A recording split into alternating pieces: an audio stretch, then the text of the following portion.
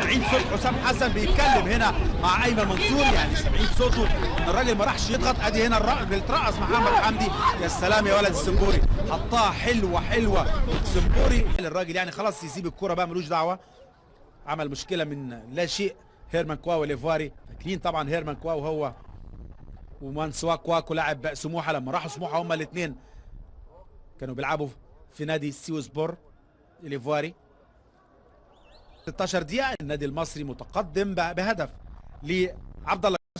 للزميل العزيز الكابتن مؤمن عبد الغفار لتعليق الاحداث الشوط الاول من هذا اللقاء. المصري والداخليه تعادل ايجابي بهدف لكل منهما. كان البادئ بالتسجيل عبد الله جمعه عن طريق ركله جزاء في الدقيقه 13 من عمر هذا الشوط، ثم ضاف بعد ذلك بنجامين في الدقيقه 39 هدف التعادل بالنسبه لفريق الداخليه لانتهى الشوط الاول بالتعادل الايجابي بهدف لكل منهما. كابتن الغرباوي